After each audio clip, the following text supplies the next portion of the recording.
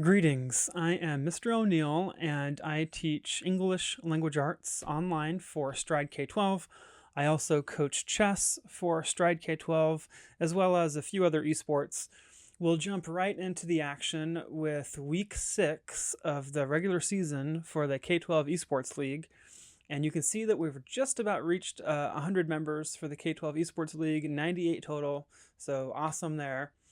And jumping straight into the club events tab, week 6 arena for the regular season, you can see that I Rickrolled You won this one, as they've won many of the others in the past. And second place was Dr. Evaman 12, usual suspect. Heroes of Olympus 67, third place. First time in the top 10, if I remember correctly, for this season. And they had a strong showing, 8 wins, only 3 losses, and a draw. Dream Angels 88, Vincent JK 247, I think are the other numbers. Paper Player 59, and Void 161, Budgie 10, Kaismar, and Rift Bando. All of those others, all the other players in the top 10 are all usual suspects that we've seen before. Rift Bando we've seen before, but not for a while, so it's kind of nice to see Rift Bando make a top 10 appearance. I don't think they've had a top 10 appearance yet this season, to my knowledge, but we have seen them before. And Heroes of Olympus 67, again, I believe they've played before, but this is definitely their highest showing for the season up to this point. And then outside of the top 10, Totally Not Jason Voorhees, Tiger Too Sharp, A Piggy Bank 1391, Heston, Trocador the Lemur Jedi, Viper Active 007, Cool 18 LP, Reckless. So 11 through 16, all usual suspects that we've seen before. Reckless Bomber 13, haven't seen them before. So top 20 finish for the first time for them, if my memory serves me correctly. Admiral Aqua, Michael Keaton, INGDA, James, seen them a bunch. And then the chess game FR, we've seen them before as well, rounding out the top 20. So let's get started with some analysis. And the first game that we'll take a look at, we actually have 3 straight games for Dr. Evaman 12 because they were part of quite a bit of action today for week 6. And this first game against I Rickrolled You, who's always a tough opponent. In fact, the top chess player in the K12 chess world, Stride K12. And right off the bat, we have a queen's opening from both players. And this, pushing the pawn to f3 like this is kind of telling I Rickrolled You that they're already committing to castling queenside. And they haven't developed any minor pieces yet, but neither has I Rickrolled You. So fighting over the center right away.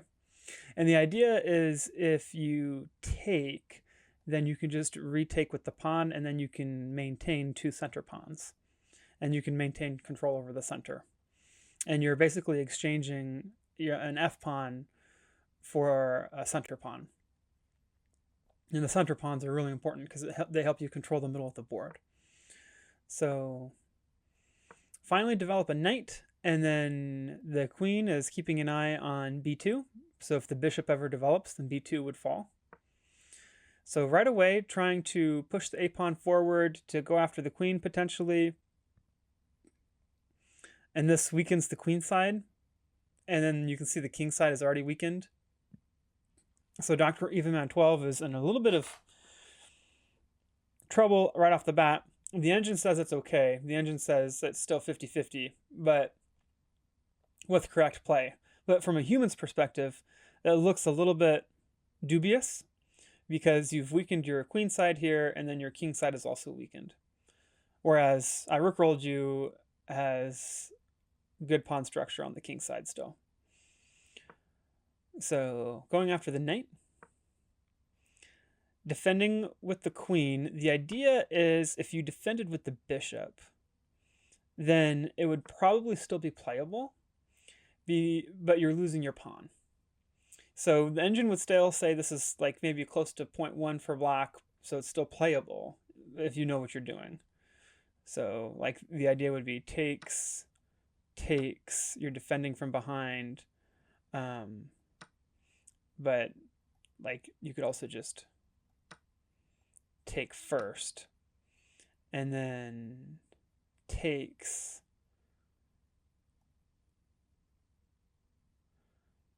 Oh, that's right. It's white's turn. So the engine is saying just push the pawn.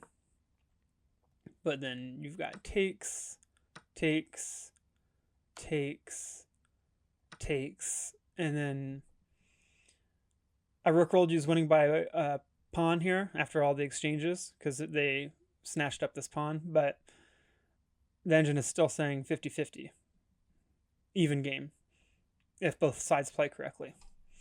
So there's that.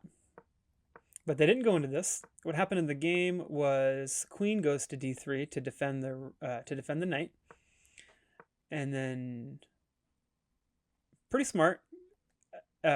Like usually in a lot of these positions you don't see the pawn on f3, but because the pawn is on f3 here, then it's preventing the knight from developing to these light squares.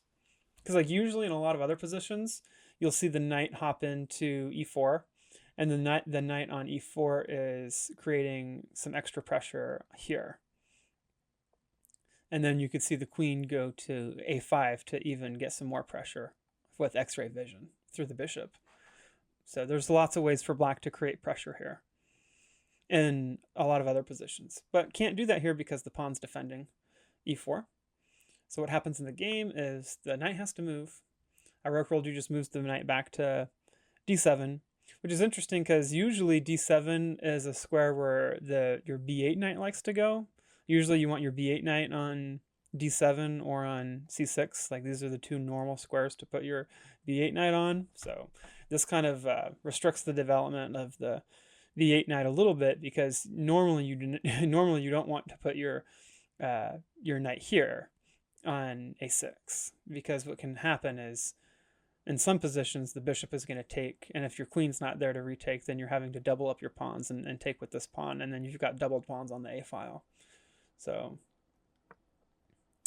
Dr. Evenman 12 is happy to just let the tension. I mean, you can maybe even go here. I think this is playable. Yeah, the engine even thought about going bishop to d2 for a second. This is not the top engine move, but I think a lot of players would do this just to reinforce. So that's playable, but didn't happen yet. They reinforced their e-pawn. And then I rook rolled you, putting pressure on the center right away. Okay, now we see bishop to d2 to reinforce the knight. Takes, opening up the center. If you push the pawn, the queen can just move out of the way, and then the pawn is kind of stuck. And then the engine says that white is maybe even slightly for choice here. But I rook rolled you actually played the top move, which is pawn takes on d4. And the idea is if you can open up the center and white's king is not developed yet, or excuse me, white's king is not castled yet, is what I meant to say. So since white's king is not castled yet, then white's king is kind of vulnerable.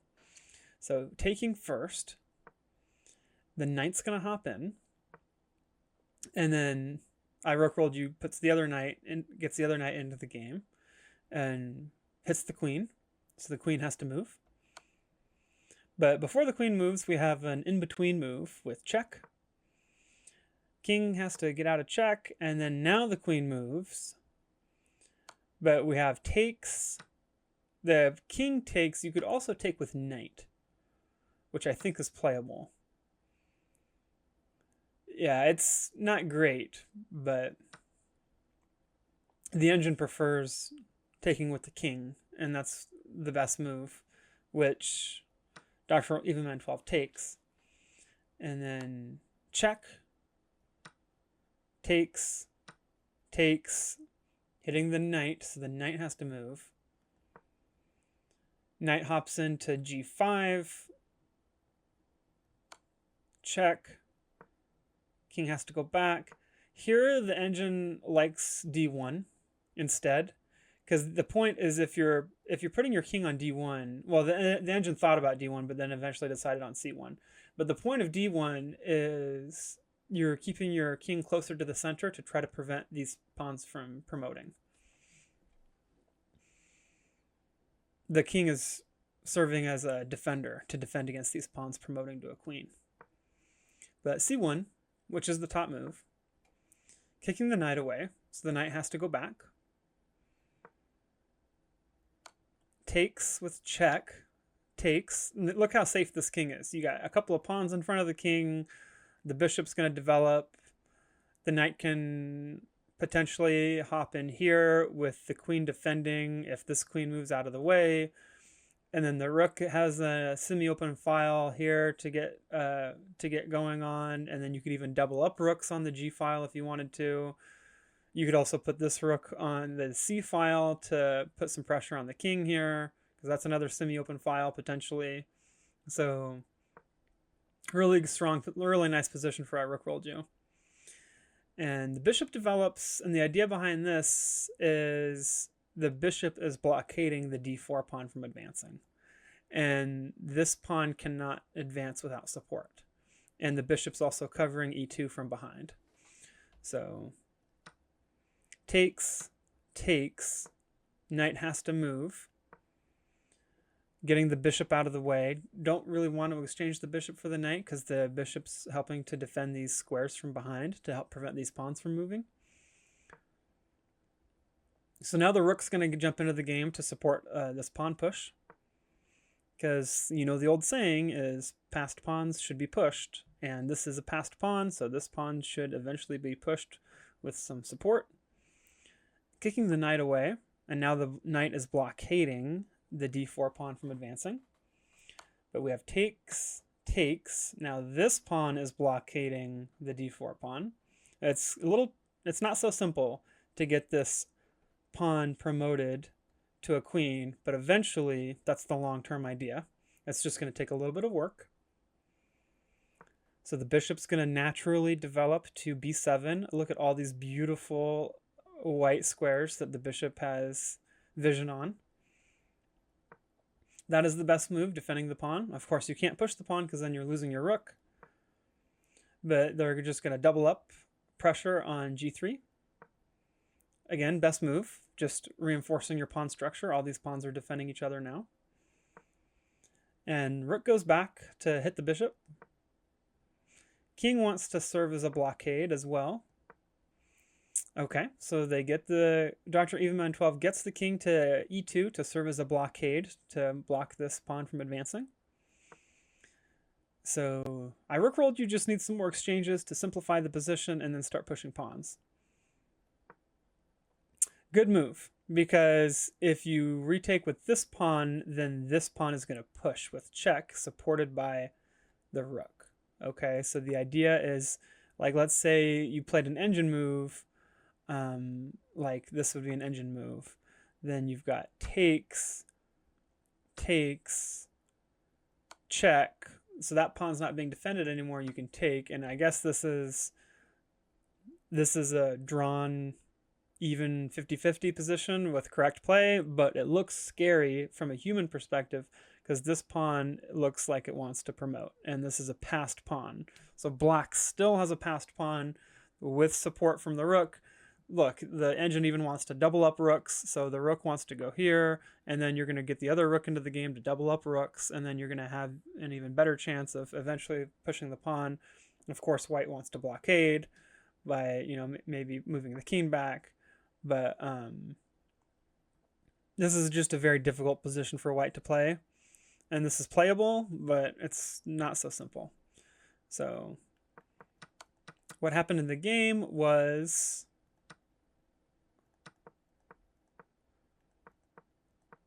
pawn to b3, which is what I would have played too.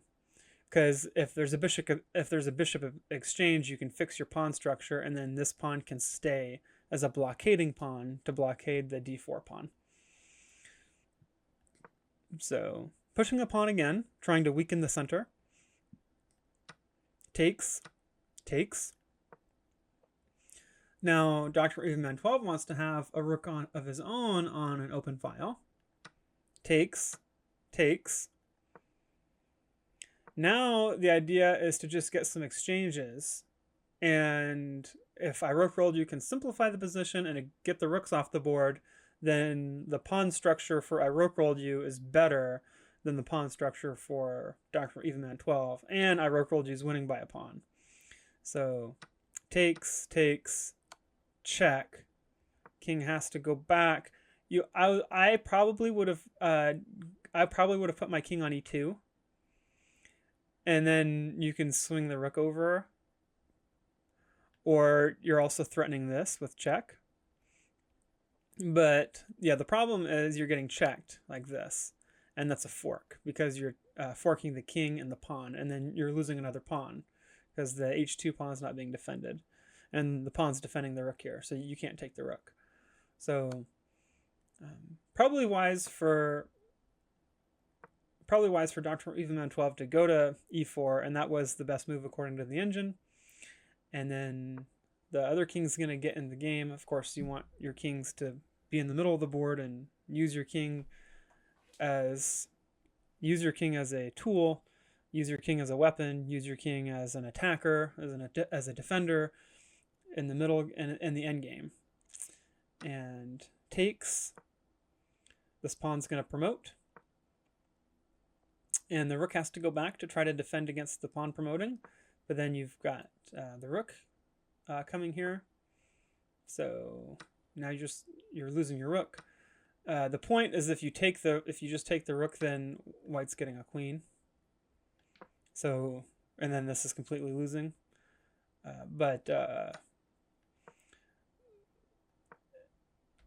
Dr. Evenman 12 actually plays the #1 recommended engine move, which is rook here. And this delays the queen promotion. So you take, and then the king moves here to try to attack the pawn. Check. You could maybe have taken here as well, but then this pawn is advancing, and then now white is threatening another queen. There's just so many different ways to make a queen here. This is a lost position.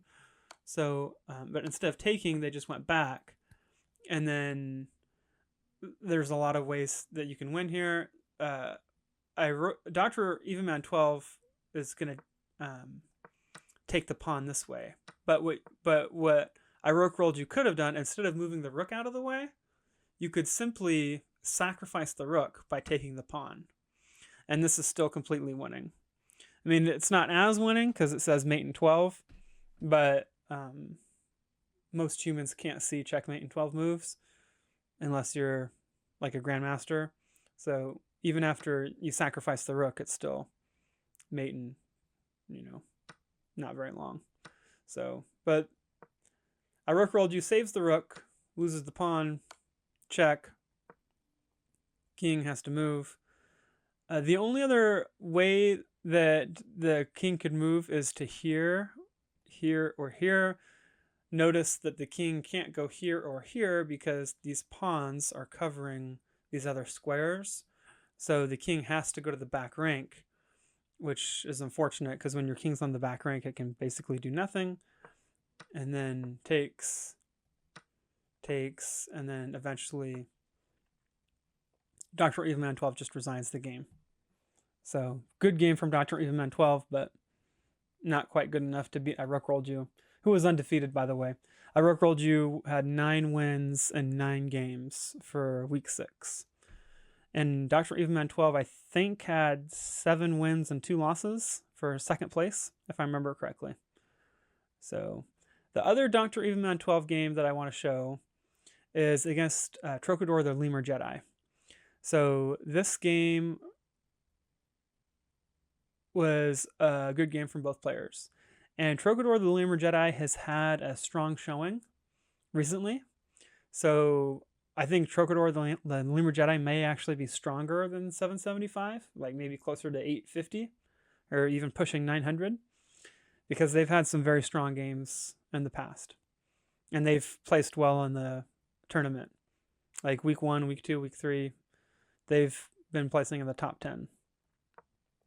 So we have a King's Opening and 4 Knights variation, which is kind of unusual, but it's kind of nice to see a 4 Knights game right off the bat. And the Queen's pawn is going to advance to d4. This is a book move. The idea is if takes, then you can take,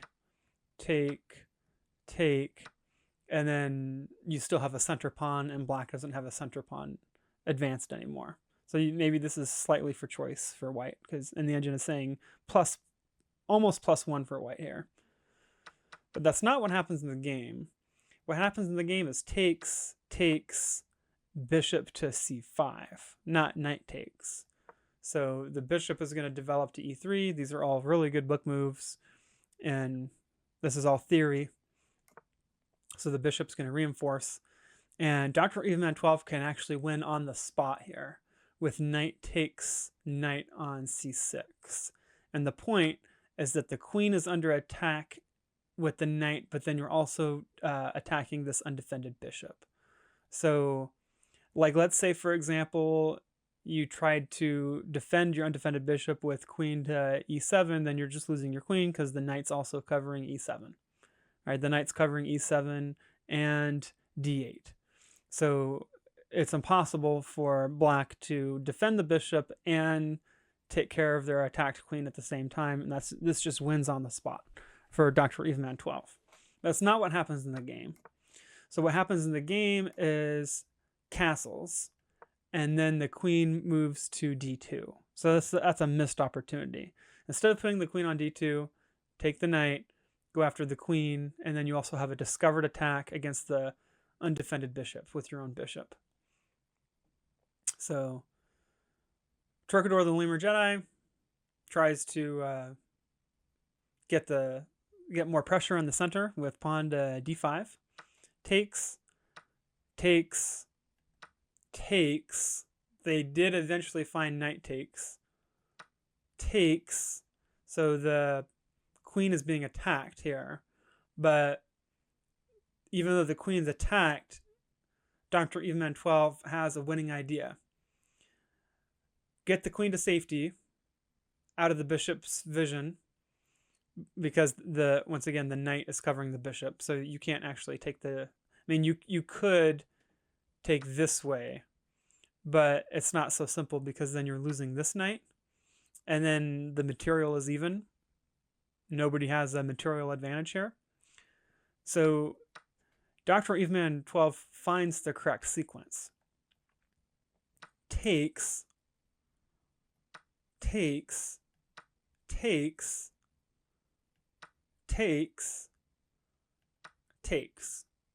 So Dr. Eveman 12 is the last person to take a piece out of all those exchanges, and now in that sequence, Dr. Eveman 12 is winning by 3 points, winning by a minor piece, because they ended by taking the bishop, and the Torquedor the Lemur Jedi, they never retook this knight.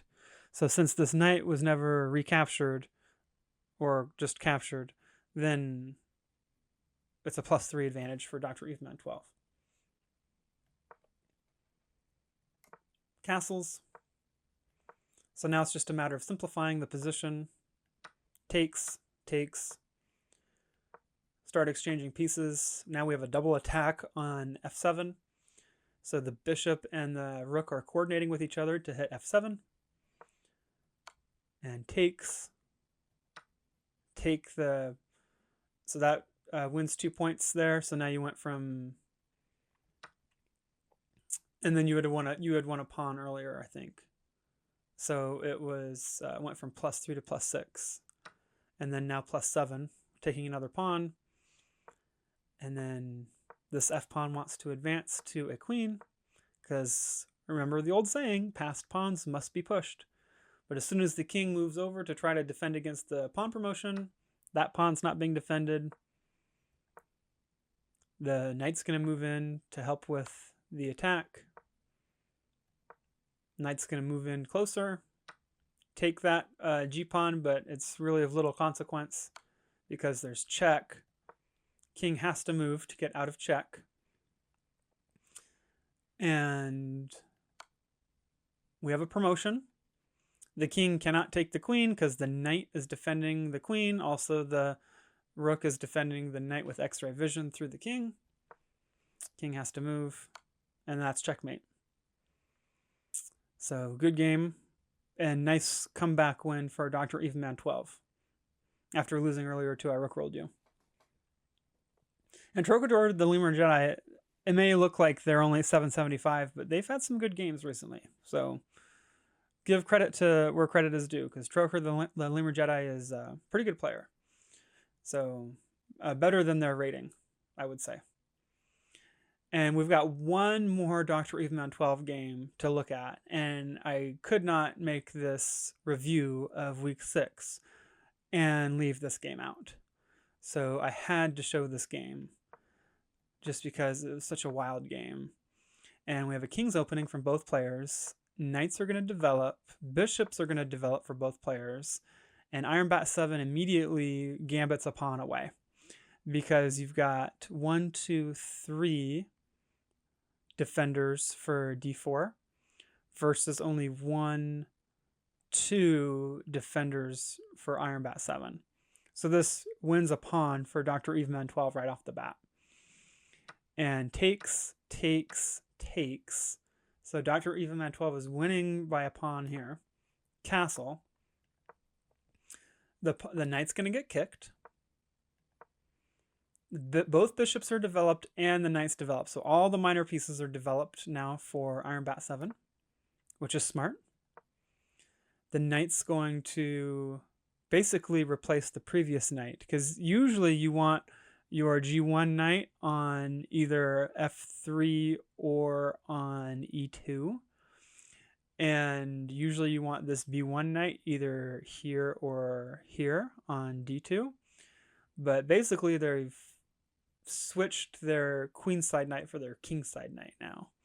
And the engine says this is a blunder because you're just losing another pawn. And Dr. Evenman 12 does not take the undefended pawn. Remember, that pawn on E4 was completely undefended. So just take the undefended pawn when you get the chance. But they didn't do that. So that was a missed opportunity for Dr. Evenman 12. Bishop's going to go back because the bishop was being attacked by the knight. And the bishop could also go back to D2, but then the problem with putting your bishop on D2 is that you're kind of restricting your queen from your queen having vision on the D file. But the engine still says it's a good move. You know, there's nothing necessarily wrong with D2. It's still a good move according to the engine. But C1 was a little bit stronger, which is what happened. You know, the other idea behind putting your bishop on D2, and this is probably the move I would have made, is it allows this other rook to get into the game a little bit easier. Because when you have your bishop on C1, it's a lot harder to develop this rook. And having the bishop on D2, now you've got more space for your rook to develop later. But Iron Bat 7 found the best move. Bishop going all the way back to C1. Knight's going to develop and attacking the knight, but that is an undefended pawn. Like we said earlier, E4 was undefended. So now we're going to attack the undefended knight. So the knight has to move, and then the knight's going to take another undefended pawn. So that's 3 pawns now that Dr. Evenman 12 has taken, so plus 3. And the queen has to move to get out of the knight's attack, because the knight was attacking the queen. But notice that not only did the queen move to get out of the attack, but the queen also put herself on a nice diagonal, eyeing this H7 square. And the knight has to move because the knight was being attacked by the queen. So the knight goes to A4. None of white's pieces are attacking A4, so that's a safe square for the knight for right now. And then the knight's going to hop into G5 to threaten checkmate on H7, which Dr. Evenman 12 does not see. And I'm not sure why. You would think that Dr. Evenman 12 would have seen this, but for some reason they just didn't see it, and that's checkmate. And that's the end of the game.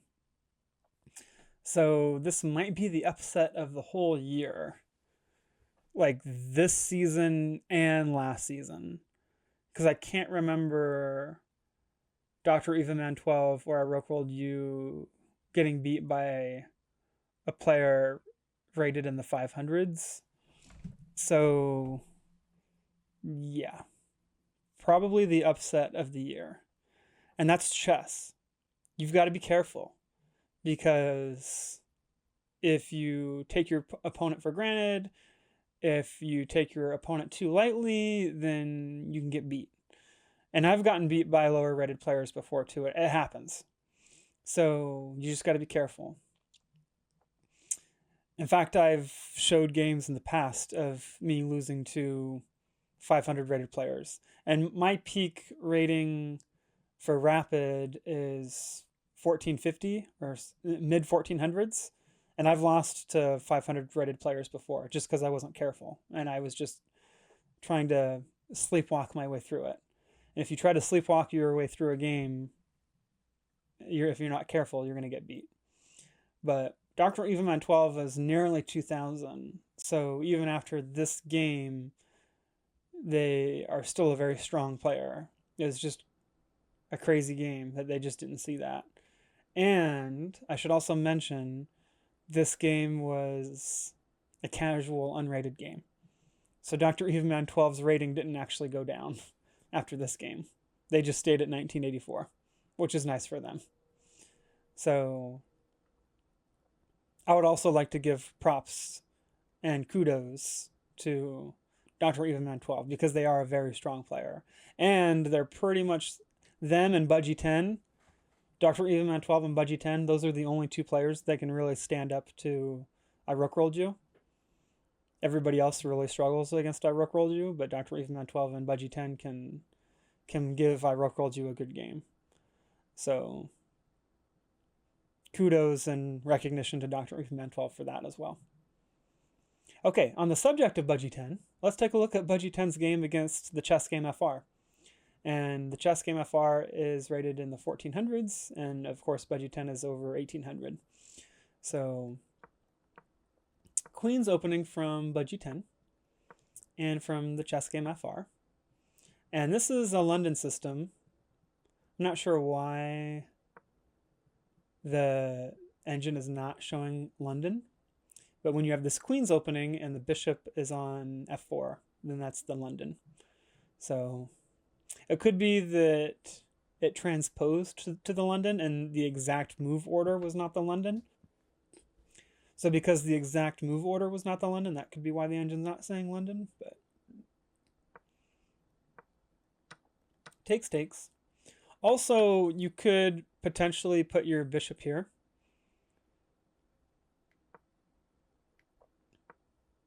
This is playable. The engine is still saying 50-50 here. Because the idea is you don't want your queen on F3 after the exchange. The idea is you want your bishop on F3 to keep an eye on the center. So after the exchange, it's better to have your bishop on F3 than your queen on F3. But that's what I like to go for when I am in these types of positions, because I play the London all the time. So takes. And then another idea is a lot of times in these positions, the knight will like to come over here to attack the bishop, but the bishop can always slide back if you have Luft, if you've already moved your pawn to H3. Now, if the pawn's not on H3 and you don't have Luft, then you are forced to put your bishop here, and then you retake with this pawn, and then, so like let's say the knight's here and the knight takes the bishop here, you're going to retake with this pawn, and then this rook has a semi-open file. That's the idea. That's the other way to play this position. So knight's going to develop, and the idea behind putting the knight on D2 instead of C3 is you're allowing this C3 pawn to advance. Versus if you had your knight on C3 instead, you're blockading this C pawn from developing. And it's a bit of an issue when you're blockading your own C pawn from developing. But some people play knight to C3 and it is playable. Because the idea is once you have your knight on C3, even though you're blockading this pawn, the engine is still saying 50-50 with correct play, because this bishop wants to come in. You know, these pawns can still move forward eventually. I mean, not right away, because, I mean, the knight's covering here, so you would have to, like, go this, then this, but then you have a backward C pawn. So that's another reason why I don't like to play knight to C3, is because if you start advancing your other queen pawns, then you end up with a backward C pawn. And a backward c-pawn is just a pawn that's not being defended by other pawns, and your backward c-pawn could be a long-term weakness. So knight to d2, takes, avoiding the queen trade, takes, and now both of these, this is kind of a fork, but not really. The queen just has to go back to e2 to defend the bishop, and the chess game FR could have taken the bishop, and the engine actually thought about taking the bishop here, but likes to castle queenside, because the point is if you castle queenside, then you've got your rook on d8, and then your rook is going to have some x-ray vision through some of white's territory, and this pawn can start getting pushed. So yeah, white slides the bishop back because they don't want to lose the bishop. So we have opposite castles now. White castled kingside, black castles queenside. So now when you have opposite side castles like this, it's a race to see who can attack the other side of the board faster. So white wants to advance all these pawns for a pawn storm on the queen side. Black is going to want to advance all of these pawns on this side for a kingside pawn storm attack. And it's a race to see who can do it fastest. So black already gets started, and then we have check, supporting the bishop, takes, and also hitting the queen, but the rook, but the knight is defending as well, so we have some more exchanges. And then again, the chess game FR, they know what they're doing. They want to get this pawn side storm going on the king side. So takes, the rook is going to come over, rook's coming over, queen has to move to get out of the way, bishop's attacking the queen again, takes. Now white has created a double attack against this knight, so the knight has to move, or you have to defend it again, either way. The knight is now being defended twice by the rook. Now you got to be careful because the queen and the rook have x-ray vision double attack. X-ray vision double attack through the knight on the rook. So if this knight ever moves, then you're running into some problems of this double attack x-ray vision through the knight on e8. And white recognizes that and tries to dislodge the knight right away, but the problem is you have a brilliant move, which the chess game FR finds the brilliant move in the game. Temporarily sacrificing the knight, that's a fork, but the pawn is defending, and you're also opening up an attack here. So the queen has to take, because you don't want to lose your queen, but then you're getting hit with check. King moves over to h2. Check again. Queen has to block. That's not quite correct. The engine is saying it's stronger to go this way, because the idea is you want to put this queen on g1.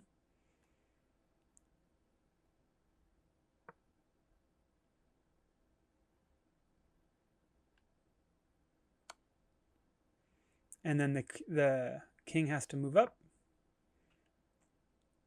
And then this is a pin. The royal pin. You have pinned the king against, you have pinned the queen against the king, and now you're winning a queen. So that's just game over. Queen has to take the rook because you can't put yourself into check, and then that's game over. So it's not what happened in the game, though, and that's a difficult line to find. What happened in the game is takes, and now it's a rook against a bishop. And the engine still thinks that black is winning here, but it's not quite so simple because it's going to take some work. A rook is stronger than a bishop, but it's going to take some work to convert this to a winning position. You've got to get some pawns off the board. So takes. The king wants to support this pawn. Takes.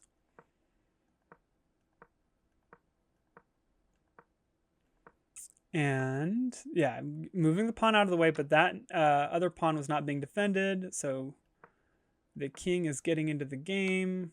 Check. Oh, got to be careful. Probably want to... Okay, so the engine is saying that it's good to go that way as well. Yeah, because the this pawn is covering f6, so you would normally want to try to move your king up this way to prevent this pawn from advancing and promoting. Because see, eventually this king wants to come in here to attack the pawn, and then that's going to clear a path potentially for this pawn to promote.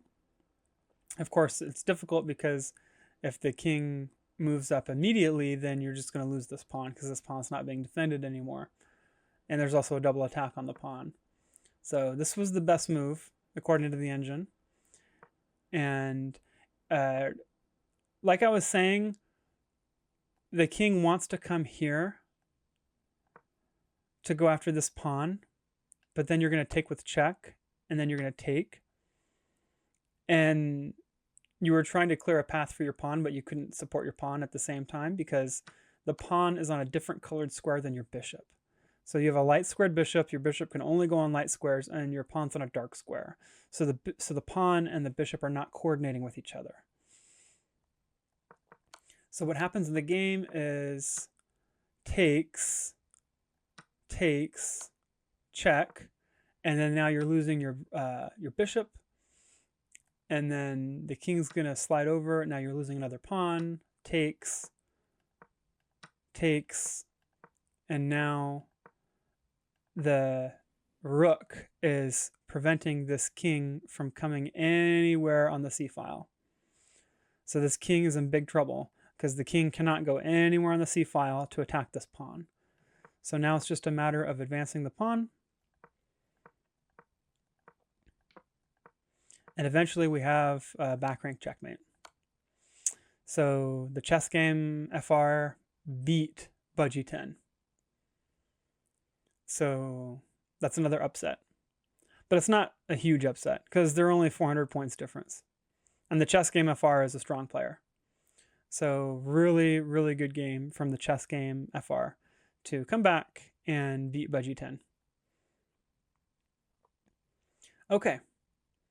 We'll take a look at the next game. And Budgie 10, even though they lost to a lower rated opponent, they're still a very strong player. And as I mentioned earlier, Budgie 10 and Dr. Uwe Man 12 are the only two players that can really stand up to I Rookrolled You. So nothing to be ashamed about from Budgie 10. And I've lost to Budgie 10 a couple of times as well. So the chess game FR did something that I could not, which is beat Budgie 10. So Dead Zone 222 against a Piggy Bank 1391. Both of these players are over 1300. King's opening, but then we have a delayed Scandinavian, is what I would call this. The engine calls this the Caro-Kann defense hillbilly attack. Well, Caro-Kann for, let's see. Yeah, Caro-Kann for black. Caro-Kann for black, but hillbilly attack for white. It's I call it a reverse London, because usually you want this bishop on. Usually you want your dark squared bishop on f4, and you want your queen's pawn on d4. But because you're doing a king's opening instead of a queen's opening, and you're moving your other bishop to the other side of the board first, I call it a reverse London. Because you're doing a king's opening and then you're moving your other bishop to the other side instead of your dark squared bishop to f4 from white's perspective. But the engine's calling it the hillbilly attack. Takes, check. Blocking, you could block the check with the bishop, and the engine actually prefers that. But blocking with the knight's okay too. Takes. And now this pawn is isolated and weak on a7.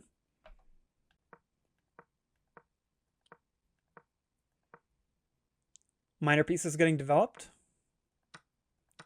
Bishops come off the board for the dark squared bishops anywhere. The queen is attacking b2. So the engine actually likes to sacrifice b2 and go knight here, and the point is that after takes, then I think it's playable to go this way. Oh no, you can't because the knight's under attack. Yeah, so the king has to defend the knight, and then the queen has to go back. And the queen is back to safety now. But white is maybe winning by a point here according to the engine, even though you're down a pawn, because you've got this open file that you're going to move your rook over to. And this bishop is a little bit trapped. I mean, not totally trapped, but the engine really likes white here. And apparently the king is safe.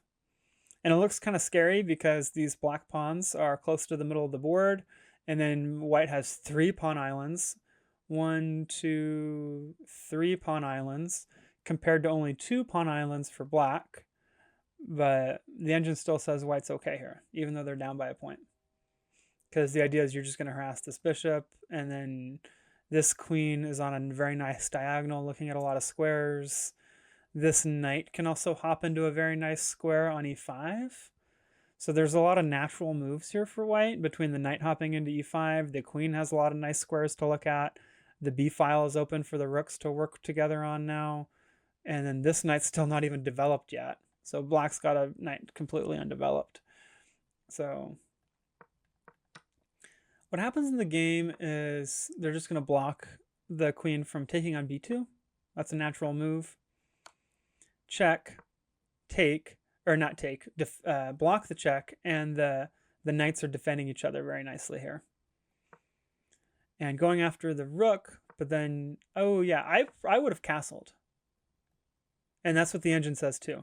Just castle. And now the rooks are defending each other. That's the way to do it. I mean, you are losing this pawn, but you're kind of losing your queen eventually too, I think, because you're just going to move this rook over, and then I think the queen can take, but then the point is this queen's going to take. Now this rook has to move, or you could also go here, but then you've got this, and you basically sacrificed 2 pawns for a minor piece, because now white has 2 minor pieces versus black only has 1 minor piece. So this is a winning position for white.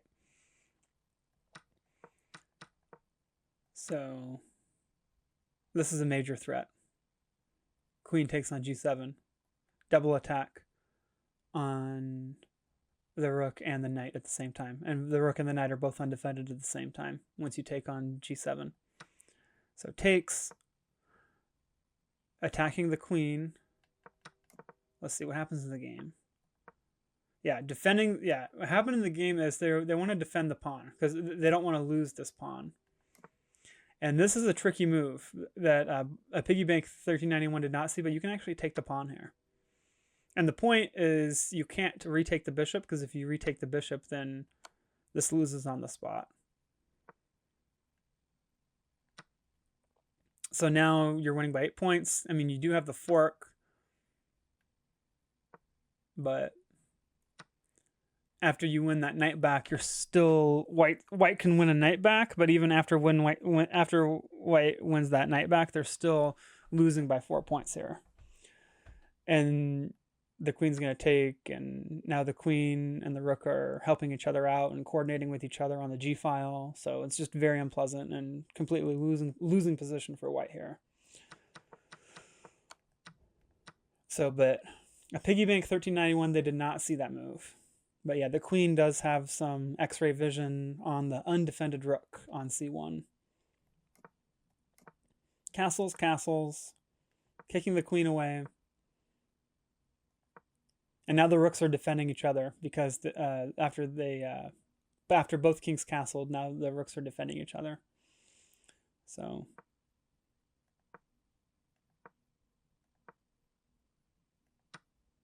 I think you could take the pawn. Yeah, the engine even thought about taking the pawn. That's a playable move. It's not the top move, but the engine thought about it, so it's definitely playable. And then queen moves to centralize and offering a queen trade, which they accept the queen trade. And then the bishop was being attacked by the knight, so the bishop has to move back.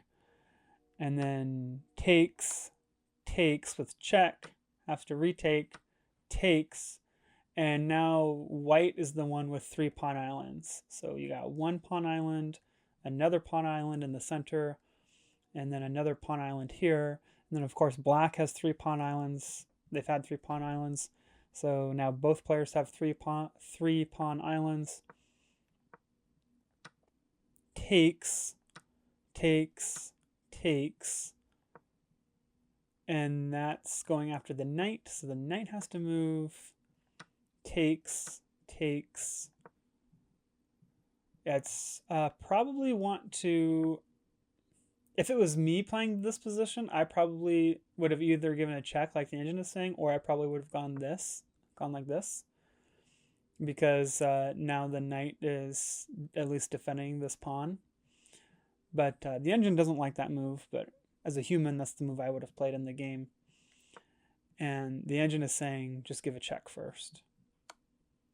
And then here, and then you can go like this to defend the pawn from behind and then also attack this undefended pawn. So, tricky. Defending the d3 pawn while also attacking the f7 pawn. So that's why engines are so strong. They can see all the good moves. And takes with check. Probably could have got. I think white is trying. I think black is trying to prevent the pawn promotion by going king to d7. The point is that now you have to move the rook, and the rook has to move, or you're just going to advance this pawn like this. Attack the pawn.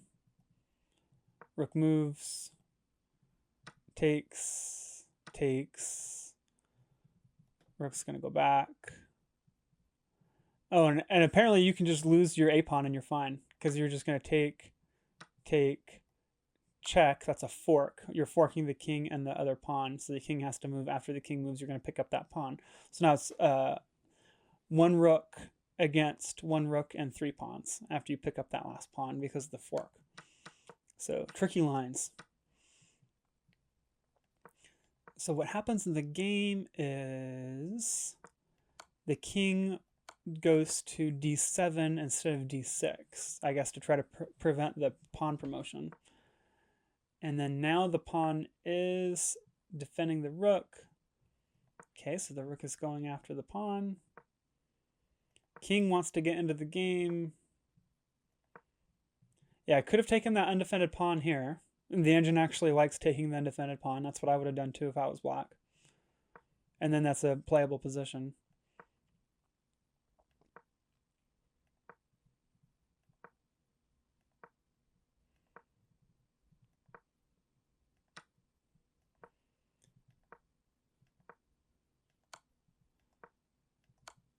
And then I think they eventually end in a draw.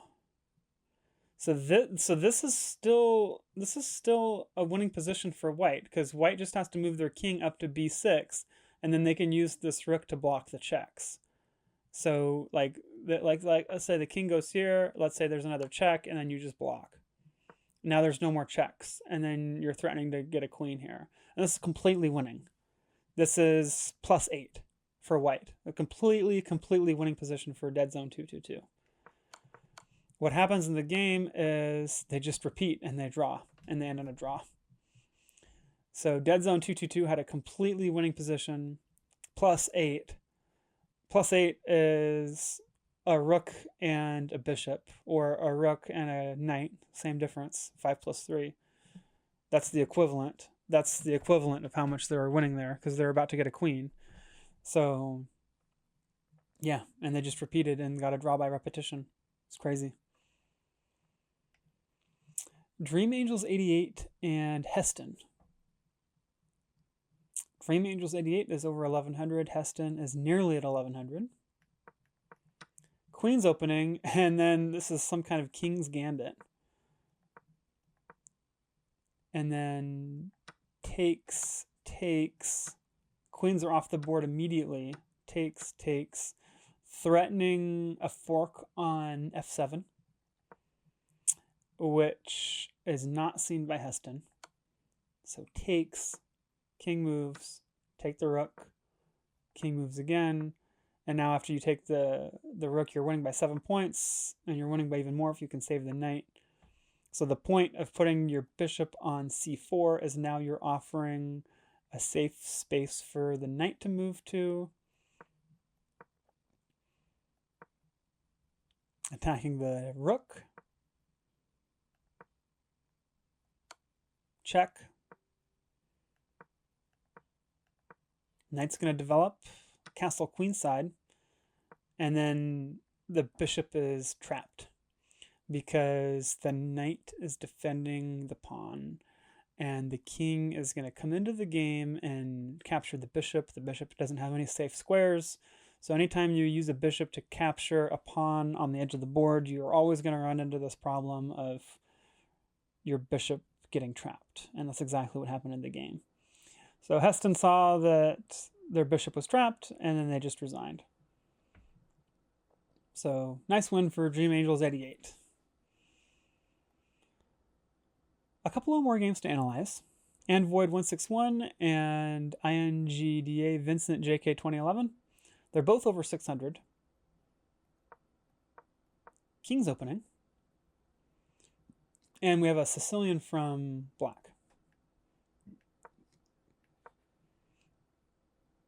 The point of e6 is you're preparing this. The e6 pawn is defending the d5 pawn if they ever push d5. And then the point of c4, bishop to c4, is you're trying to just add an extra attacker on the d5 square. Again, all the action takes place in the middle of the board on these 4 squares. So if you can control these 4 squares in the beginning of the game, then you'll be off to a good start. And that's what's happening here.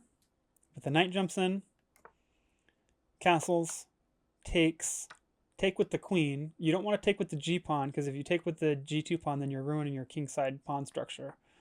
So the knight's going to develop, and the knight's going to go right back to where it was because the pawn pushed.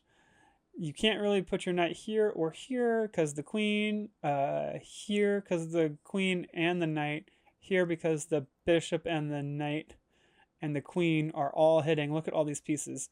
The queen and the knight and the bishop are all coordinating very nicely to attack d5. So that's another reason why you can't really put your knight on d5, because then you're losing your knight, and then you're going to retake with the pawn, but then you're losing your pawn. So your e-pawn is going to go bye-bye because you're just not, black is just not defending d5 enough. And notice how the queen is 2 squares away. Whoops. The queen is 2 squares away from the knight. And anytime you have a bishop or a queen or a pawn, potentially, that's in this configuration of 2 squares away from the knight, then you're going to be defending the same squares that your opponent's knight is attacking. So if you had a bishop here, same thing. Bishop would be hitting these squares. If you had a pawn here, similar, your pawn would be covering these squares, again, restricting the knight's development. So the knight has to go back. We're going to develop the pawn. That c5 pawn was undefended, so they had to defend it. And then queen has to move out of the way of the bishop because the bishop was hitting the queen. And then the queen's going to move again. You can just take the pawn, which is what happens in the game because the bishop is defending. But the problem with bishop to e6 takes is the queen now has a safe spot to go to on g7, which is not what happens in the game. That was a missed opportunity for Android 161. So the point is that this is a double attack on the knight and the rook. You could defend.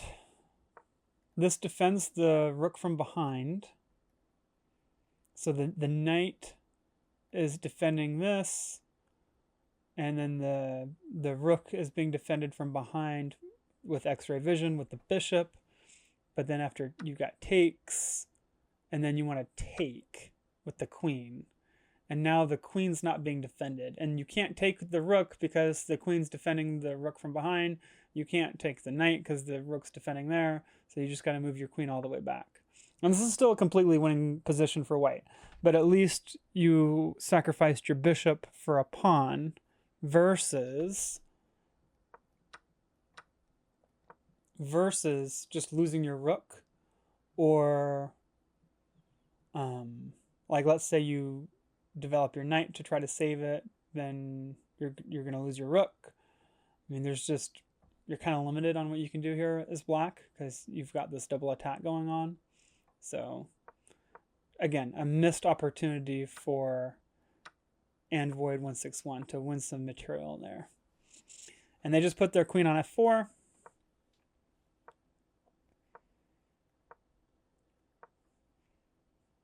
Again, normally you don't want to play this move, f3. There's an old saying, never move your pawn to f3 or f4, especially in the middle game like this, because you're going to weaken your kingside pawn structure. And the point is that black is threatening checkmate here, right? Because you've got the bishop and the queen battery on this diagonal. So white is trying to prevent the checkmate. But there's other ways that you can prevent the checkmate besides going f3. I mean, f3 is good because it does prevent the checkmate, but you're also weakening your pawn structure. So the engine likes to go here. Remember when we said that white has a bunch of defenders on d5? Well, now you're going to take advantage of that. Just push d5 because you're already defending it a bunch. Because it takes, you're going to take with the bishop, and you don't want to retake with the queen. I mean, the engine thought about taking with the queen because then you're sacrificing your queen for two minor pieces, but it's losing. You don't want to sacrifice your queen for two minor pieces. So the engine just wants to move the queen out of the way, but as soon as you move your queen out of the way, then you're losing this bishop. So like, let's say you move, the engine wants to put the queen on e6, but like, let's say you put your queen here because you want to defend this bishop. I mean, the bishop is being defended by the rook, but like maybe you want another defender. You know, that would be a possibility. But then the knight's coming into the game to hitting the queen again, and this is +7 for white. So what happens in the game is queen goes here to threaten checkmate, and then they go f3. Now they go d5. Smart. Attacking the queen. Takes, just like we showed. Queen's going to move over to g6. Takes. Probably want to take the bishop here. And that's what the engine says too. Bishops are more valuable than pawns. So you take the bishop first. But what happens in the game is they take the pawn. And then now black has mate in one move. Yikes. Which they found in the game. The pawn is defending the queen. And white had a completely winning position here. This is +6. Or +5.7. Almost +6. So put your rook here. And then the queen can't take the pawn because the rook is defending the pawn with X-ray vision through the queen. So the queen has to move back. And this rook on a1 is undefended, but there's no way for black to attack the undefended rook on a1. So the queen has to move all the way back. And there is no attack left for black here in this position because white has successfully defended against the attack. The king's defending the rook. So that's how you would have defended against that. Crazy. Takes. Checkmate. Wow, what a game. What a game. And nice win for Vincent JK 2011. Congratulations. And Void161, you've had some good ones in the past, and you'll get the next one. We'll take a look at the last one. We have saved the best for last. This is Michael Keaton. I meant to say James 317349. Of course, the Batman logo is from the 1989 Batman with Michael Keaton and Jack Nicholson. So that's why I always say Michael Keaton when I refer to James 317349, because I am partial to this profile picture. And they're playing against Jilly Bean. Both players are over 500. So we'll take a look. And I don't think I've seen Jilly Bean in the... I think I actually may have analyzed one of Jilly Bean's games in the past. I can't remember. But the issue with developing your bishop to e6 is you're subjecting yourself to a fork, which is not found in the game. But the point is that the pawn's going to fork the bishop and the knight, and the queen is defending. So now you're exchanging a minor piece for a pawn, and then you're down by 2 points right off the bat. But they did not find that in the game. They took the pawn, takes, they exchange. It's actually a little bit better to take with the rook here, because now your rook is on an open file, and you want your rooks on open files. That's just a good chess principle. Put your rooks on open files. So what happened in the game is they take with the knight, and then that pawn was not being defended, so that's a good move for white. And white's winning by a pawn now. So just going to move the knight back, and black is going to start this kingside pawn storm, but usually you don't want to do pawn storms until your king's already safe. So develop this knight and then castle queenside. Develop your knight, castle queenside, and then do your pawn storm. That would be my recommendation. Castles. Continuing with the pawn storm. Now they're going to pawn storm the other side as well, and now that we have pawn storms on both sides, you can see how exposed this king is. The knight's going to go after the bishop, so the bishop has to move or be defended, so black chooses to defend. They're going to take the pawn. The bishop's also defending, so we're going to take with check, and that's also a fork. So forking the king and the undefended pawn. King's going to move. Not only was that forking the pawn, but you're also forking the rook. So it's kind of a double fork. Forking the king and the rook and the pawn. So they're going to take the rook, obviously, because the rook is a lot more valuable than the pawn. Then you're going to take with check. Defend the knight, so the knight can't be taken. Double attack on the knight. Check. King has to move. The rook is now going to attack the bishop. They do take the undefended pawn on e2. Check. King has to move to get out of check. The bishop is being attacked, so there's an exchange. Check. Checkmate. These pawns are doing a nice job covering all these squares, and then of course the bishop is covering c3 and e3 as well.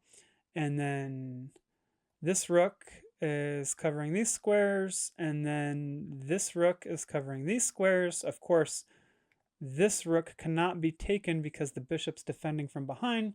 So nice win for James, 31-73-49. And good game from both players. I'm sure we'll analyze a bunch more games when the playoffs roll around. And that'll do it for the Week 6 analysis. And have a good rest of your day.